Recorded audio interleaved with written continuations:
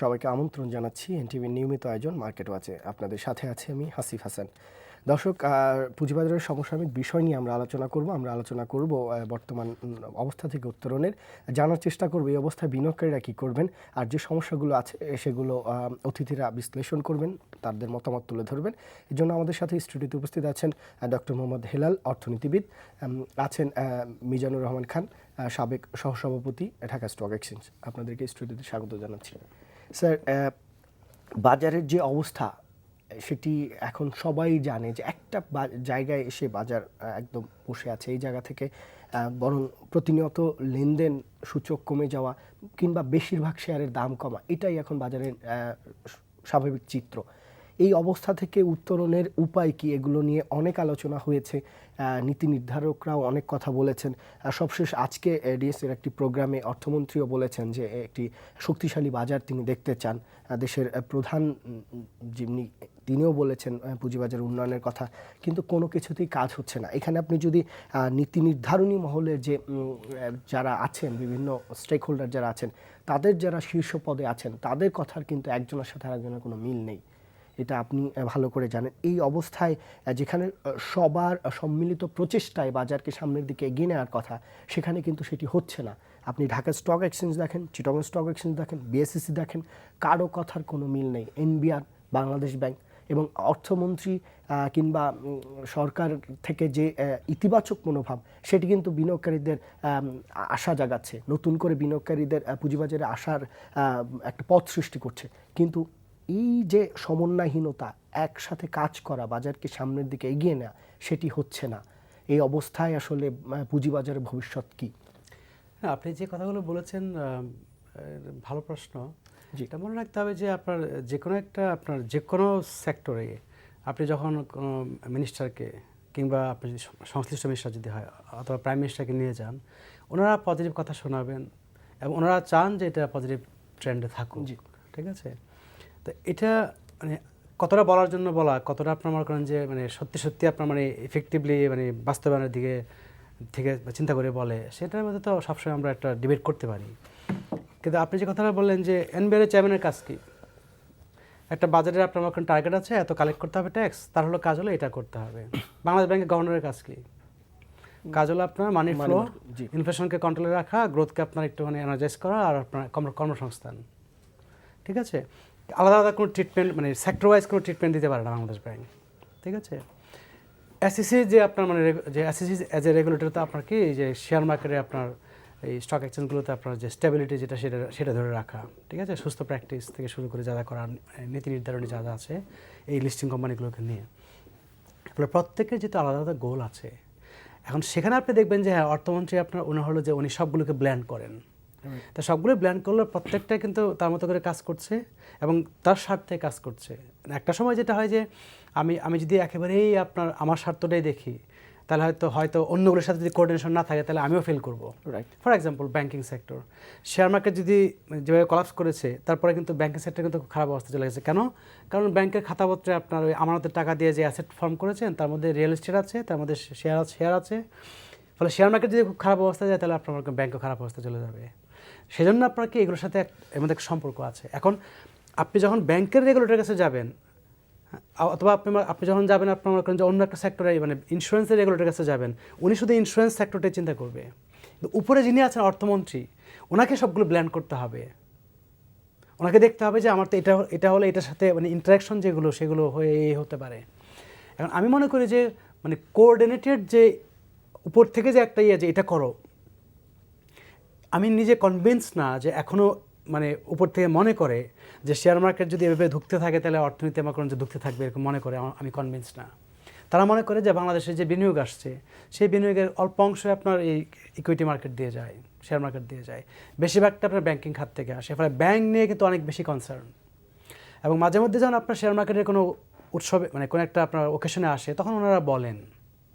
কিন্তু আপনি যদি দেখেন যে এন্টার ফিসক্যাল পলিসি যদি আপনি দেখেন, সেই ফিসক্যাল পলিসিতে আপনি দেখেন তো এত যে বরাদ্দ দিয়েছে, সেই বরাদ্দের মধ্যে কত টাকা আছে আপনার এই শেয়ার মার্কেটকে নিয়ে? কিছুই নাই। কিন্তু বরং অল্প টাকার যে প্যাকেজ ছিল যে আপনার ক্ষুদ্র বিনিয়োগকারীকে সহায়তা করার, সেটাও কিন্তু ঠিকমতো বাস্তবায়ন হয় নাই। না তাহলে দীর্ঘমেয়াদে কি মানে অর্থনীতিতে আপনি যদি শুধু মানি মার্কেট দিয়েই যদি আপনি অর্থনীতির চাকাকে সচল রাখতে চান, এই প্রবৃদ্ধি ধরে রাখতে চান, দীর্ঘমেয়াদে কি সেটি সম্ভব হবে কিনা? না, এখন আপনি দেখেন যে এই যে শেয়ার মার্কেট 96 পরে কি আপনার শেয়ার মার্কেট ঢুকছে না অনেক দিন, ঢোকার পরে আপনার ধরেন 2005, 6, 7 আস্তে আস্তে আস্তে এটা আপনার 10-এ গিয়ে একটা আপনার হয়েছে, বাবল তৈরি হয়েছে, আবার ক্রাশ করেছে, 11, 12, 13, 14 আমরা আছি না। তো এর মধ্যেই যদি ইকোনমিক প্রবৃদ্ধি দেখেন তাহলে 96 আপনি দেখবেন যে 90-এর যে দশক সেখানে আপনার ছিল 5.5%, 4.5% সম্ভবত। আর আপনার 2000 থেকে 2010-এর যে দশক সেখানে কত আপনার 1% বেড়ে 6.5%, ঠিক আছে, আমি 5%, 6% ধরেন। তাহলে আপনি কনসিস্টেন্টলি কিন্তু আপনি দেখছেন যে গ্রোথে কিন্তু আপনার একটা সার্জ আছে। তো সেখানে আপনার কিন্তু এই ক্যাপিটাল মার্কেট যেটা সেটা কিন্তু কোনো কনসিস্টেন্ট নাই যে ওটা যখন গ্রো করেছে এটা সবসময় দেখছে আপবিটে ছিল, তা তো না। এটা আপবিটে ছিল আপনার, আবার ডাউন বিটেও ছিল। ফলে আপনার এখন যে আপনার যে অবস্থা আছে তাতে করে রিয়েল এস্টেট যে আপনার ডাউন, সেই রিয়েল এস্টেটের কারণে কিন্তু আপনার এই যে অর্থনৈতিক যে ডাউন ট্রানটা একটু খুব টাফ হচ্ছে আপনার গ্রোথকে ধরে রাখতে বা উপরের দিকে নিয়ে যেতে, সেটা কিন্তু প্রভাব পড়ছে, ঠিক আছে। এখন রিয়েল এস্টেটটা যত বড়, যেভাবে আপনার মনে করেন যে অন্য সাথে যত বেশি ইন্টারলিঙ্কেজ, অনেক যত বেশি লিঙ্কেজ আছে, তার তুলনায় হয়তো লিঙ্কেজটা এখানে কম এই আপনার লিস্টিং কোম্পানি যেগুলো আছে শেয়ার মার্কেটে। কারণ আমাদের বাংলাদেশে আপনি যদি দেখেন টোটাল যে আপনার যে অ্যাক্টিভিটিস আছে, ইকোনমিক অ্যাক্টিভিটিস বা যে ফার্মস আছে তার মধ্যে কত পার্সেন্ট আপনার এখানে লিস্টেড? ভালো ভালো কোম্পানি যদি আপনি বলেন তার কত ভাগ আপনার এখানে লিস্টেড, ঠিক আছে। ফলে একটা আমাদের টোটাল জিডিপির শতাংশ যদি আপনি চিন্তা করেন তাহলে এখনও আপনি দেখবেন যে আমাদের শেয়ার মার্কেট কিন্তু খুব থিন। কিন্তু আমরা তো এখন মধ্যমায়ের দেশে উন্নীত হয়েছি, আমরা আরও সামনের দিকে অনেক আশা, এই অর্থনীতির দিক দিকে আমরা অনেক এগিয়ে যাচ্ছি, আমাদের মাথাপিছু আয় বেড়েছে।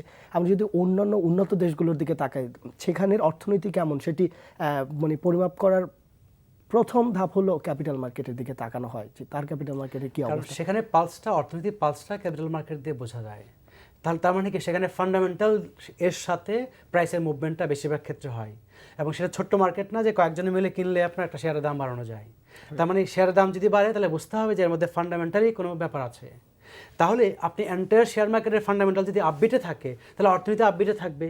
এন্টায়ার শেয়ার মার্কেটের ফান্ডামেন্টাল যদি ডাউনবিটে থাকে মানে অন অ্যাভারেজ, তাহলে আপনার অর্থনীতি একটু ডাউনওয়ার্ড যাচ্ছে, সেখানে সেই পালসটা। আর আমাদের দেশে আপনি দেখবেন একদিন অকারণে আপনার শেয়ার সবগুলোর দাম বাড়ছে, একদিন অকারণে দাম কমছে। তার মানে কি আপনার ফান্ডামেন্টাল যেটা মৌলিক যে ভিত্তি তার সাথে যেহেতু সম্পর্কিত না, সেজন্য ওই শেয়ার মার্কেটের যে প্রাইসের মুভমেন্ট সেটার সাথে আমরা অর্থনীতির যে আপনার পালস সেটা আমরা লিঙ্ক করতে পারছি না। সেজন্য আপনি দেখবেন যে একদিন বলবে যে হরতাল হচ্ছে, শেয়ার মার্কেট কীভাবে ডাউন হতে পারে, অর্থনীতি হরতালের কারণে হার্ড হচ্ছে, অন্যদিকে আপনি দেখবেন যে হরতালের দিনে আপনার শেয়ারের দাম বাড়ছে। প্রায় সময় আমরা দেখেছি যে হরতালের নাকি সাপোর্টের কৃত্রিম সাপোর্টের কথা বলা হয়। তো তার মানে কি, তার মানে আপনার ফান্ডামেন্টালের সাথে আপনি সম্পর্ক দেখছেন না। আপনি জানেন যে যেই আফসাসটা হচ্ছে বা যেটুকু বাড়ছে শেয়ারের দাম, আপনি বলছেন যে সাপোর্ট দিচ্ছে। তাহলে সাপোর্ট দিলে আমি জানি যে ভাই অর্থনীতির যে পালস সেই কারণে বাড়ছে না, বাড়ছে কেন? সাপোর্ট দিচ্ছে বলে। তাহলে বাইরে যেমন মনে করেন যে বাড়লেই মনে করে যে অর্থনীতির পালস, আমরা বলতে পারি না। জি ভাই, এই অবস্থায় আপনারা তো মানে পুঁজিবাজারে যারা আছেন শীর্ষস্থানীয় নেতৃত্বে ছিলেন আপনারা, এখন আপনাদের আশেপাশের লোকজনই তারা পুঁজিবাজারকে নেতৃত্ব দিচ্ছেন। তো আপনাদের তো এখন বড় দায়িত্ব। স্যারের কথা যদি আমরা শুনি যে এই যে পুঁজিবাজারকে আরও প্রসার ঘটানো, অর্থনীতির এই যে চাকার সাথে পুঁজিবাজারও যেন ওঠানামা করে, সেই জায়গায় নিয়ে যাওয়ার জন্য তো আপনাদের অনেক দায়িত্ব। আপনারা কি করছেন? না, অ্যাকচুয়ালি আপনি ঠিকই বলছেন। অর্থনীতি আপনাকে দেখতে হবে 2010-এর পরে যেই কারণগুলোর কারণে এই মার্কেটে এত পতন এবং ঠেকানো যাচ্ছে না।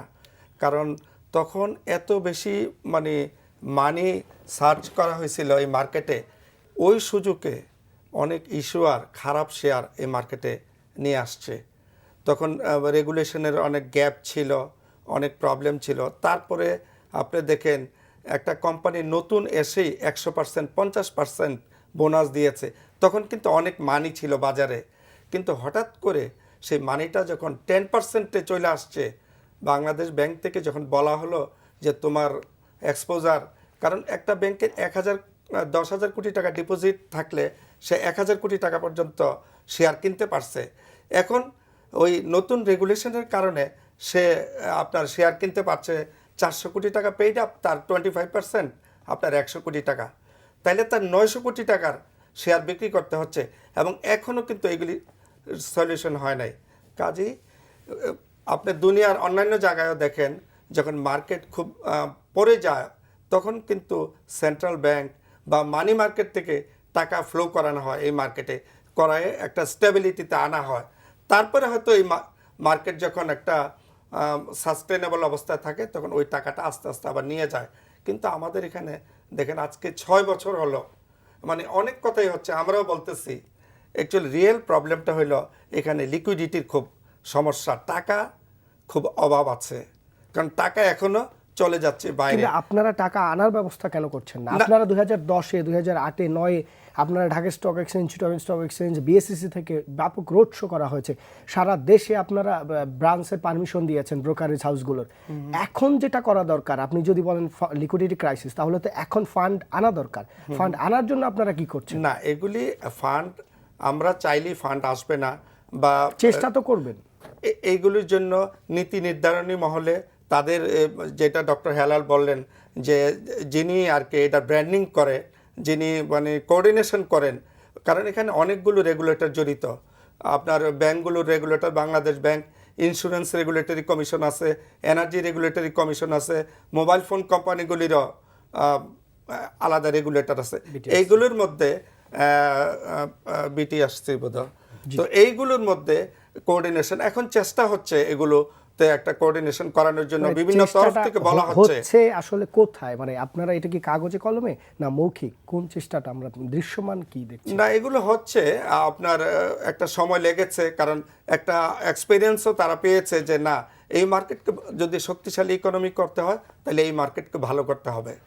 এবং এটা বারবারই আপনি জানেন যে বলা হচ্ছে যে বাংলাদেশ ব্যাংক থেকে আরও কিছু নমনীয় তাদের হতে হবে, কিছু রেগুলেশনে তাদের আরও কিছু ছাড় দিতে হবে, কারণ এই মার্কেটকে ভালো না করলে দেশের ইকোনমি, আপনি বলা হচ্ছে যে গত 5-6 বছর থেকে আপনার জিডিপি গ্রোথ 6%, আমরা তো 6 থেকে 6.5, 7, 7.5, 8 যেতে পারছি না, তো থমকে আছে অনেক কিছু। পুঁজিবাজারের কারণে রিয়েল এস্টেট কিন্তু একদম থমকে গেছে, এবং আমরা দেখছি অনেক কিছু ডেভেলপমেন্ট হয়েও এই মার্কেটের তো মানে এখানে মানে এটার মানে গ্রোথ নেগেটিভ। আপনার অন্যগুলোর সাথে যদি এটাকেও ভালো করা হতো, ভালো করার চেষ্টা করা হতো, যদি এখানে ফান্ড ফ্লো করে আপনার মানুষের আস্থাটা বাড়ানো হতো, তাহলে দেখতেন যে জিডিপি গ্রোথ আরও 1-2% বেড়ে যাইত। আপনার আজকে আমাদের মোবাইল অ্যাপসের উদ্বোধন হলো, সেখানে আমাদের সিকিউরিটি অ্যান্ড এক্সচেঞ্জ কমিশনের চেয়ারম্যান সাহেব বললেন যে ইন্ডিয়াতে ডেভেলপমেন্টের 55% ক্যাপিটাল মার্কেটের সাথে জড়িত, আমেরিকাতে আরও বেশি, আমাদের দেখেন কত, অনেক কম। এই প্রশ্নটা তো উনি যেহেতু দায়িত্বে আছেন, ওনার বলেছেন, ওনার তো এটা সরকারের যারা শীর্ষ পর্যায়ে আছে তাদেরকে বোঝাতে হবে, ওনা কি, তাই না?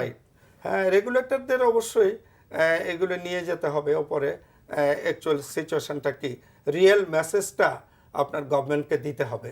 জি স্যার, এই বিষয়টা এরকম দাঁড়িয়েছে যে ঢাকা কোনো এক লোক কোথাও জব করেন, কোনো একটা দোকানে হয়তো তিনি কর্মচারী, এখন চিটং পোর্টে সমস্যা হচ্ছে, ওইখানে ধর্মঘট হচ্ছে, এই যে কোনো একটা দোকানের কর্মচারী, তার কিন্তু পোর্টে কি হচ্ছে এটা তার কিছুই আসে যায় না, এবং সে এটা খবর রাখে না।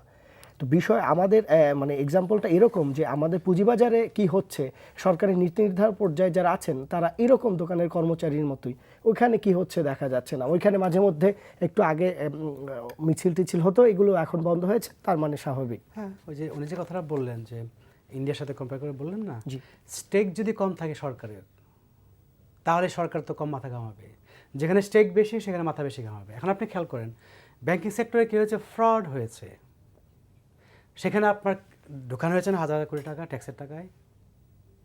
শাস্তি তো আমরা দেখছি যে প্রসেস আছে, কিন্তু কতটা শাস্তি হবে জানি না। হ্যাঁ, বেসিক ব্যাংকের ক্ষেত্রে আমরা দেখতে পাচ্ছি যে অর্থমন্ত্রী নিজে পর্যন্ত বলছেন যে হ্যাঁ, চেয়ারম্যানকে ইয়ে করে বলছেন যে অমুক জড়িত, তারপর আমরা দেখছি যে আপনার মানে দায় মুক্তি সেগুলো দেখছি আমরা। তো সেখানে তারপরও ক্যাপিটাল কি ঢুকছে, সরকার টাকা ঢুকাচ্ছে, ক্যাপিটাল মার্কেট ঢুকাচ্ছে না কেন? তাহলে সরকারের দিক থেকে আপনার গুরুত্ব যেটা, সেই গুরুত্বের বিষয়টা যেটা, তো সেখানে তো উনি নিজেই বললেন যে আসলে আমাদের ক্যাপিটাল মার্কেট যেটা অর্থনীতির আঙ্গিকে চিন্তা করলে এর ইয়েটা ইম্পর্টেন্সটা কম, মানে ওয়েটটা কম, ঠিক আছে? আমি ইম্পর্টেন্স কম আমি নিজে কখনো বলি না, কারণ যত ছোটই হোক একটা ক্যাপিটাল মার্কেটের আলাদা। কারণ আপনি যদি এভাবে চিন্তা করেন যে 16 কোটি মানুষের সঞ্চয় বিনিয়োগকারীর হাতে যাবে, দুইটা চ্যানেল আছে, একটা হলো আপনার ফিনান্সিয়াল যেটা ইন্টারমিডিয়েটস বলি ব্যাংকস, আর ফিনান্সিয়াল মার্কেট বা ক্যাপিটাল মার্কেট যেটা আপনার মানি মার্কেট সহ আরেকটা চ্যানেল। তা আরেকটা চ্যানেল আপনার হলে এই দুটো চ্যানেলের মধ্যে আপনার যদি একটা যদি বন্ধ হয়ে যায় তাহলে আরেকটা চ্যানেল যা খুশি তা প্র্যাকটিস করতে পারে। আপনি কিছুদিন আগে খেয়াল করে দেখেন, মানে সঞ্চয়কারী টাকা কোথায় রাখবে? শেয়ার মার্কেটে যাবে না। আচ্ছা, তাহলে কোথায় রাখবে? ব্যাংকে যাবে না, তাহলে রাখবে সঞ্চয়পত্র। সবাই সঞ্চয়পত্র কিনছে, ফলে সঞ্চয়পত্র কেনার যে টার্গেট তার থেকে অনেক গুণ বেশি সঞ্চয়পত্র 3 মাসই ফুলফিল কিনতে হয়েছে। এবং আপনি ইন্টারেস্টলি খেয়াল করবেন যে ওই ফিসক্যাল পলিসির জন্য, হ্যাঁ, আপনার বাজেটের জন্য সরকারকে ব্যাংক থেকে কোনো টাকা বড়ই করতে হয় নাই, কেন সঞ্চয়পত্র থেকে অনেক টাকা পেয়ে গেছে। তাহলে যারা আপনার সঞ্চয় করছে তারা যে টাকাটা রাখবে তাদের কিন্তু কোনো মাধ্যম নাই, সেজন্য তারা কী হয়েছে, বাধ্য হয়ে ব্যাংকে না গিয়ে, ব্যাংকে যেহেতু কম, চলে গেছে আপনার সঞ্চয়পত্রের দিকে। এখন সঞ্চয়পত্র আপনার কমানো হয়েছে, সঞ্চয়পত্রের সুদের হার কমলো, এদিকে আপনার মনে করেন যে ব্যাংকের সুদের হার কমছে, যাবেটা কোথায়? ফলে আপনি যদি একাধিক যদি আপনার চ্যানেল না থাকে আর একাধিক চ্যানেলের মধ্যে যদি কম্পিটিশন না থাকে, তাহলে আমরা ফিনান্সিয়াল ট্রান্সমিশন যেটাকে বলি, যে সঞ্চয় ট্রান্সমিট করে পাইপলাইন দিয়ে আপনার বিনিয়োগকারীর কাছে যাবে, সেটা যাবে কীভাবে? ফলে বাংলাদেশে আপনি দেখবেন যে আমাদের জিডিপি শতাংশে যে সঞ্চয়, তার 4-5% আপনার বিনিয়োগে যায় না। কেন যায় না? সব কারণে, কারণ এই ব্লকগুলো আছে। ফলে আমরা মনে করি যে আমাদের যদি 8% প্রবৃদ্ধি দরকার হয়, 4-32% আমাদের দরকার হলে গিয়ে আপনার জিডিপি শতাংশে বিনিয়োগ দরকার। তো সেজন্য সেখানে কিন্তু আমাদের বেশ পিছনে আমরা পড়ে আছি। সেই হিসাবে আমাদের যেটুকু সঞ্চয় আছে, যত ট্রান্সমিশন মেকানিজম যত স্মুথ হবে, ততই আমাদের সঞ্চয় বিনিয়োগকারীর কাছে বেশি যাবে। আর বিনিয়োগ মানে হলো আপনার কর্মসংস্থান, কর্মসংস্থান মানে হলো আপনার মানে ওই যে আপনার আউটপুট গ্রোথ বলেন, প্রবৃদ্ধি বলেন, এবং পভার্টি এলিভেশন বলেন, এবং আমাদের অন্য যত ইন্ডিকেটর আছে সবগুলো আপনার হলো গিয়ে নির্ভর করছে বিনিয়োগের উপরে। এখন আমি অন্য প্রসঙ্গে আসি। বাংলাদেশ ব্যাংক এখন আপনার প্রপার্টি প্রাইস ইন্ডেক্স, যেটা হ্যাঁ হাউজিং প্রাইস ইন্ডেক্সের জন্য IMF থেকে টিম আসতেছে, মানে কীভাবে এটা কনস্ট্রাক্ট করা যায়। এখন আমাদের কিন্তু সেইটা আগে ছিল না, এখনও নাই। এখন এই যে বাংলাদেশ ব্যাংক যে মানি পাম্প করছে, তো মানি পাম্প করার ক্ষেত্রে আপনি খেয়াল করেন চালের দাম কিন্তু আপনার 35-40 গিয়ে আটকে আছে। কেন? কারণ আপনি যদি বাড়াই দেন, ডোমেস্টিকলি বাড়াইতে চান, তাহলে ইন্ডিয়া থেকে চলে আসবে। চিনির দাম ইন্ডিয়া থেকে চলে আসবে। একেবারে প্রত্যেকটা পণ্য যেগুলো বাইরে থেকে আনতে পারেন, সেগুলো কিন্তু এখানে যদি আমরা ডোমেস্টিক নির্ভরও থাকি, তারপরেও এখানে অনেক দাম বাড়ে না। কেন? দাম বাড়ালেই বাইরে থেকে চলে আসবে। ল্যান্ডের ক্ষেত্রে কী হচ্ছে? আপনি যখনই দেখবেন যে আপনার ডিমান্ড বেড়ে গেছে, আপনি তো বাইরে থেকে সাপ্লাই বাড়াইতে পারবেন না, দাম হু হু করে বেড়ে যাচ্ছে। তো এখন ওই যে মানি যখন বেশি পাম্প হয়েছে, উনি যে কথাটা বললেন 2010 সালের দিকে অনেক মানি পাম্প হয়েছে, তাহলে ওই যে আপনার পণ্য যে দ্রব্য যেগুলো মানে ভোগ্য পণ্য যেখানে, সেখানে কিন্তু অনেক বেশি মানি যায় নাই। তাহলে মানি গিয়েছে কোথায়? আপনার অ্যাসেটে গিয়েছে। অ্যাসেটের মধ্যে কি আপনার এক হলো যে রিয়েল এস্টেটে গিয়েছে, আপনার গিয়েছে আপনার ইকুইটিতে গিয়েছে। স্যার যে জায়গাতে ছিলেন, মানি মার্কেট, ক্যাপিটাল মার্কেট, ব্যাংকের এই অবস্থা এবং পুঁজিবাজার কতটুকু অর্থনীতি, এখন দেখেন আপনার যে ওই যে টাকা গিয়েছে, গিয়ে আপনার যেহেতু ল্যান্ডের ক্ষেত্রে আপনার প্রাইস অনেক আপ হয়েছে, হ্যাঁ, আপনার মনে করেন যে হাউসের দাম অনেক বেড়েছে, হ্যাঁ। এখন আমি যদি ইনভেস্টমেন্টের চিন্তা করি, সেই ইনভেস্টমেন্টটা কি 2010 সালে যে টাকাটা গিয়েছে, সেখানে দেখেন ওই প্রপার্টি কিন্তু অনেক হাই প্রাইসে ছিল। আচ্ছা, এখন যখন আপনি দেখেন এই প্রপার্টি অনেক কম প্রাইসে কিন্তু আছে। ল্যান্ডের একই অবস্থা, আপনার প্রাইস ফল করেছে। আপনি যখন প্রাইভেট ইনভেস্টমেন্ট দেখেন, আপনি কিন্তু ওই টাকার ফিগারটা দেখছেন, কিন্তু একই পরিমাণ টাকা দিয়ে 2010-এ আপনার যে পরিমাণ প্রপার্টি আপনি ডেভেলপ করতে পারতেন, বা আপনি পারচেস করতে পারতেন বা ইনভেস্ট করতে পারতেন, যে পরিমাণ প্রপার্টিজে, এখন কিন্তু অনেক বেশি পরিমাণ প্রপার্টিজে আপনি ইনভেস্ট করতে পারেন। তাহলে আমরা কিন্তু এগুলো অ্যাডজাস্ট করছি না। ফলে ওই যে প্রপার্টি প্রাইস ইন্ডেক্সটা আমাদের নাই বলে বাংলাদেশ ব্যাংক তার পলিসির ক্ষেত্রেও যে আচ্ছা ঠিক আছে, আমি যে মানি ফ্লো করছি, তাতে করে ইনফ্লেশনটা আমি দেখতে পাচ্ছি, সিপিআই যেটা কনজিউমার ইনফ্লেশনটা, কিন্তু প্রপার্টি প্রাইসের ক্ষেত্রে কী হচ্ছে, ওদিকে কী হচ্ছে, ইকুইটি প্রাইসের ক্ষেত্রে কী হচ্ছে, আমরা খানটা দেখতে পাচ্ছি ইকুইটি মার্কেটের ইন্ডেক্স দিয়ে। তো এখন বাংলাদেশ ব্যাংক আপনার এই একদম খুব কশাসলি যেটা করছে যে হ্যাঁ, প্রপার্টি প্রাইস ইন্ডেক্সটা আমার কনস্ট্রাক্ট করতে হবে। এখন যদি করে ফেলে, তাহলে যেটা হবে, আপনি খেয়াল করে দেখেন, যেহেতু এই প্রপার্টির প্রাইসটা অনেক বেড়ে গিয়েছিল, বেড়ে যাওয়ার কারণে দেখা যাচ্ছে কি আপনার লোন নেওয়ার সক্ষমতা প্রত্যেকটা ফার্মের বেশি ছিল, ব্যাঙ্কগুলো মজা করে লোন দিয়েছে।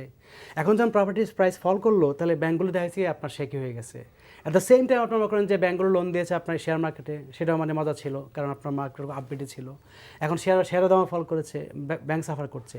তাহলে ওই যে আমি বললাম যে পলিসি মেকারদের টার্গেট হলো ব্যাংকিং সেক্টরকে স্টেবল রাখতে হবে, এবং পলিসি মেকারদের কাছে হয়তো বা ক্যাপিটাল মার্কেটের গুরুত্ব খুব বেশি না, কারণ বিনিয়োগ খুব বেশি এর মধ্যে যায় না।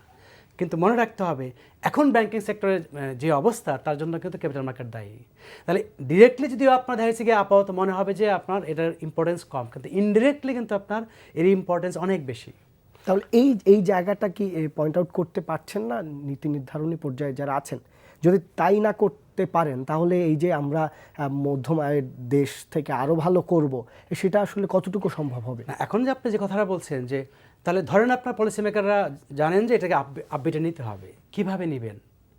তাহলে এখন আমি শিওর যে এখন ব্যাংকে যে পরিমাণ টাকা আছে, মানে আইন মেনে নেওয়া যায় শেয়ার মার্কেটে, সেখানেও সবাই যে পরিমাণ টাকা নেওয়া যায় সব টাকা নিয়ে গিয়েছে, আমি বিশ্বাস করি না এটা। না, অনেক টাকা এখন তার মানে প্রতিষ্ঠানগুলোর হাতে, প্রতিষ্ঠানগুলোর যেটুকু সক্ষমতা আছে, সবাই সক্ষমতার ফুল ক্যাপাসিটিতে শেয়ার কিনছে, আমি বিশ্বাস করি না, করছে না। তাহলে এখন আপনি খেয়াল করেন, এবার আপনি বাজারের ধর্মে আসেন, প্রত্যেকে এখানে প্রফিট করতে এসছে, ব্যক্তি বিনিয়োগকারী বলেন আর প্রতিষ্ঠান বলেন। প্রতিষ্ঠান হলো ব্যক্তি বিনিয়োগকারীদের সমষ্টি, তাই তো? সবই এখানে ব্যক্তি। কিন্তু তাহলে এখানে বিনিয়োগ করে কি জন্য? আপনার প্রফিটের জন্য। তারা যদি না, যতক্ষণ না মনে করবে যে এখানে বিনিয়োগ করলে প্রফিটেবল হবে, যতক্ষণ না সে আস্থা তৈরি হবে, ততক্ষণ ওনারা ফুল ফ্লেজেটে আপনার এখানে ইনভেস্ট করবে না, এবং তাই হচ্ছে। তাহলে যে কথাটা উনি বললেন, আমি আগে অনেকবার বলেছি যে যেখানে আপনার 3000 কোটি টাকা ডেলি ট্রানজ্যাকশন ছিল, সেখানে আপনার ট্রানজ্যাকশন অন অ্যান অ্যাভারেজ কত? আপনার 400-500 কোটি টাকা, 5-6 ভাগের এক ভাগ। অথচ সাপ্লাই যেখানে কিনা আপনার 2.5 গুণের বেশি হয়ে গেছে। তাহলে সেই জায়গাটাতে আপনার হিউজ অ্যামাউন্টের আপনাকে ডিমান্ড দরকার এবং মানি ফ্লো দরকার। মানি ফ্লোটা আসবে কীভাবে? তাহলে বাজারের নিয়মে কিন্তু আসতে হবে। এখন আপনার সেন্ট্রাল ব্যাংক যদি মনে করে যে ঠিক আছে, আমি ব্রড মানির গ্রোথ আরও 4-5 % বাড়াই দিলাম, কিন্তু বাড়াই দিলে যে সেই মানিটা যে আপনার আমার হাতে আসার পরে যে আমি এটা শেয়ার মার্কেটে নিয়ে যাবো, কোনো গ্যারান্টি নাই। গ্যারান্টি নাই মানে কি? আমি গ্যারান্টি দিয়ে বলতে পারি শেয়ার মার্কেটে যাবে না। কেন যাবে না? কারণ যেটুকু আপনার মানে হাতে আছে টাকা, সেটা নিয়ে তো শেয়ার মার্কেটে যাচ্ছে না। সো আপনাকে কনফিডেন্স তৈরি করতে হবে। এখন কথা হলো যে যদি অনেক মানে বেশি পরিমাণে মানি না আসে আর যদি হিউজ ডিমান্ড ক্রিয়েট না হয়, তাহলে প্রাইস উপরে যাবে না, কনফিডেন্স তৈরি হবে না। একটা চক্রে পড়ে গেছেন। এনাফ মানি আসলে আপনার কী হচ্ছে, এটা উপরে যাবে, কনফিডেন্স তৈরি হবে। আর কনফিডেন্স যদি না আসে, তাহলে এনাফ মানি এখানে ঢুকবে না। আমি জাস্ট আরেকটা গ্যাপ আমি বলে ওনার ছেড়ে দিব। তাহলে এই যে এখানে সাইক্লিক্যাল হয়ে গেছে, তো তাহলে প্রাইভেট সেক্টরের দিক থেকে আপনার এই আপনার মুরগি আগে না ডিম আগে চলতে থাকবে। সেই জন্য গভর্নমেন্ট সেক্টরকে এখানে আসতে হবে, এসে বলতে হবে ওই কনফিডেন্স বিল্ড আপের জন্য আমি শুরুতে একটা এন্ডাওমেন্ট ফান্ড দিয়ে একটা জায়গায় নিয়ে কনফিডেন্স বিল্ড আপ করবো। যখন প্রাইভেট সেক্টর ঢুকে যাবে, তখন আস্তে আস্তে আমি বের হয়ে যাব। সেটা এখনো পর্যন্ত সাকসেসফুলি করতে পারে নাই, আমি মনে করি সেটা করা উচিত। এখনো ডক্টর হেলাল যে বলছেন ঠিকই বলছেন, কিন্তু এখানে যে প্রবলেমগুলো রয়েছে আর কি, ইতিমধ্যে যে প্রবলেম ক্রিয়েট হয়েছে, এগুলোকে সলভ করতে হবে। এই যে অনেকেই বলছেন এই কথাগুলো, এবং গতকালও একজন একটা মানে ইনস্টিটিউশনের প্রতিনিধি ছিলেন, লেডি, উনি বলেছেন যে আমি তো শেয়ার কিনতে পারছি না, কারণ আমার কোনো মানে উপায় নাই, হাত পা বাঁধা, আমার অলরেডি মানে তার লিমিট মানে বেশি হয়ে গেছে। তবে কিছু কিছু নতুন ব্যাংক এসছে বাজারে, তারা যদি চায়, তারা যদি চিন্তা করে, ভেরি গুড টাইম আমি বলবো, তারা ইনভেস্ট করতে পারে, কারণ তাদের ক্যাপাসিটি রয়েছে। আর যারা মার্কেটের প্রাণ ছিল আগে, যেমন এবি ব্যাংক, আইএফআইসি ব্যাংক, এইসব ব্যাংকগুলো কিন্তু অনেক বড় ধরনের ইনভেস্টমেন্ট করেছিল, তারা কিন্তু ভালো পার্টিসিপেট করতে পারছে না, কারণ তাদের এখন, আমি যদ্দূর পার্সোনালি জানি, তাদের এখনও অনেক শেয়ার বিক্রি করতে হবে বাজারে। তো কাজে এই প্রবলেমগুলো, আর বড় বড় অ্যাকাউন্ট যেগুলো আছে ইকুইটি মাইনাস, ওইগুলোতে এখনও সুদ কাউন্ট করা হচ্ছে। তো এই সুদ তো কোনো দিন তারা দিতে পারবেন না। ইভেন কি ব্যাংকের যে টাকা ইনভেস্ট করা হয়েছিল, সেখানেও তার 40% টাকাও নাই, 20% 10% আছে। এই প্রবলেমটা সলিউশন করতে হবে। এখানে ফান্ড ইনজেক্ট করতে হবে, অবশ্যই ফান্ড ইনজেক্ট করতে হবে। কাজেই মনিটারি পলিসিকে কিছুটা ফাইন টিউনিং করে এখানে মানি ফ্লো করতে হবে। ডক্টর হেলাল ঠিকই বলছেন যে আপনার একবার যখন ফান্ড ফ্লো হবে বড় আকারে, তখন দেখবেন কনফিডেন্স অটোমেটিক্যালি বেড়ে গেছে এবং মানে স্মল ইনভেস্টররাও এখানে ইনভেস্ট করতেছে। এখন ইনস্টিটিউশনালাইজেশন বাদে এই মার্কেটকে আপনি উঠাইতে পারবেন না। ক্ষুদ্র বিনিয়োগকারীরা, ইন্ডিভিজুয়াল বিনিয়োগকারী কত টাকা শেয়ার কিনবে? এখানে লাখ লাখ লাখ কোটি টাকার মানে মার্কেট হয়ে গেছে এবং এত শেয়ার বেড়েছে ওখানে।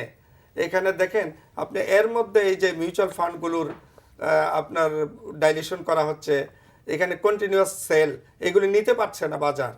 তার উপরে একাধিক আপনার আইপিও, আমি এর আগেও একটা ইয়াতে বলেছি যে 2-3টা আইপিও একসাথে না এনে একটার মানে শেষ হয়ে গেলে আরেকটা আসতে পারে। অথবা আইপিওতে টাকা জমা দেওয়ার দরকার নাই, তো একজন সে ইচ্ছা প্রকাশ করলো যে আমি আইপিওতে অ্যাপ্লাই করব, সে ব্রোকার হাউসে, কারণ ব্রোকার হাউসের মাধ্যমেই হচ্ছে, সে একটা মানে চিঠি দিয়ে দিবে, ওইগুলির উপরে লটারি হবে, যে পাবে তার টাকাটাই ওখানে যাবে। কাজে মার্কেটে যেইটুকু লিকুইডিটি আছে সেটাও কিন্তু চলে যাচ্ছে। আপনি রিসেন্টলি 400-500 কোটি টাকা চলে গেল মার্কেট থেকে। মার্কেট দেখেন, হ্যাঁ 300 কোটি টাকা ট্রেডে নেমে আসছে, 200 থেকে 300 কোটি টাকা ট্রেডে নেমে আসছে। কাজে এইগুলো চিন্তা করা লাগবে আর কি, যারা সংশ্লিষ্ট। ভাই যেটা বললাম এখানে আমি বারবার চিন্তা করতে হবে। উনি যে আজকে এটা বললেন হয়তো আগে বলেছি, আমি বারবার এটা বলেছি। ফোন নিয়ে নিচ্ছি। দর্শক কে আছেন, আপনার প্রশ্নটি করুন। আসসালামু আলাইকুম। ওয়ালাইকুম আমি আসসালাম। মোহাম্মদ জাহাঙ্গীর বলছি গুলশান থেকে।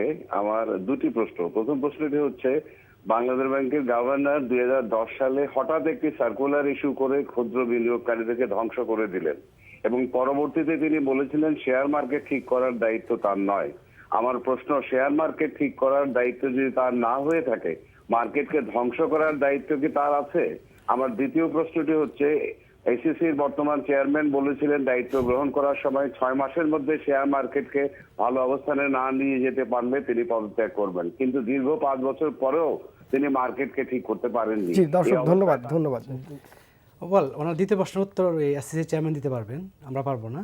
আর প্রথম প্রশ্নের উত্তর যেটা, যে সেন্ট্রাল ব্যাংকের গভর্নর উনি এন্টায়ার ইকোনমির যে ফাইন্যান্সিং যেটা সেটাই উনি দেখভাল করেন, বিভিন্ন সেক্টরের মধ্যে আছে। এখন উনি হয়তো ওভারঅল চিন্তা করে একটা কিছু করেছেন, যেখানে হয়তো স্যার share market এইখানে affect কিন্তু হয়েছে। একটা প্রশ্ন থেকেই যায়, আপনি যখন বাজারে ফান্ড আসছে আইন না মেনে, আইনকে অমান্য করে, তখন আপনি কঠোর হচ্ছেন না, আপনি হঠাৎ করে কঠোর হয়ে গেলেন। এটা তো প্রশ্নটা হলো যে আপনি নৈতিকতার একটা বিষয় আপনি থাকে। নিয়ম ভেঙে ঢুকতে দিলেন কেন? জি, যখন ঢুকলো টাকা তখন আপনি সফট ল্যান্ডিং করলেন না কেন? এই প্রশ্নটি আসবে। এখন সেখানে আপনার বাংলাদেশ ব্যাংকের ফেলোর আছে, সেখানে ব্যাংকিং সেক্টরের ফেলোর আছে, যে নিয়ম ভেঙে যখন টাকা গিয়েছে, ঠিক আছে। সেখানে আবার মনে রাখতে হবে, আমার একটা সময় মনে আছে হাইকোর্টের একটা ডিরেক্টিভ ছিল যে বিনিয়োগকারীদের স্বার্থে বাংলাদেশ ব্যাংক কোনো একটা কিছু করতে গিয়েছিল, এবং তখন হাইকোর্ট থেকে কিন্তু আপনার ডিরেক্টিভ ছিল যে এখানে আপনার মানে বাংলাদেশ ব্যাংক হস্তক্ষেপ করতে পারবে না। ফলে বিভিন্ন ধরনের কিন্তু আপনার লিমিটেশন বাংলাদেশ ব্যাংকের ছিল, বাংলাদেশ ব্যাংকের ফেলোরও আছে, লিমিটেশনসও আছে। স্যার একটা ফোন নিয়ে নিচ্ছি। দর্শক কে আছেন, প্রশ্নটি করুন। হ্যালো, আসসালামু আলাইকুম। ওয়ালাইকুম আসসালাম। জি, আমি টাঙ্গাইল থেকে বলছি, আব্দুল আজিজ। জি বলুন। জি ভাই, আমার প্রশ্নটা কি, এটা হলো এই যে বাংলাদেশ ব্যাংক গভর্নর আর প্রেসিডেন্ট খায়রুল হক, এটা পদত্যাগ না করলে বোধহয় এই বাজার। জি ধন্যবাদ আপনার মতামতের জন্য। আমার সাথে আর একজন দর্শক আছেন। দর্শক আপনার নাম বলে প্রশ্ন করুন। হ্যালো, আসসালামু আলাইকুম। জি বলুন।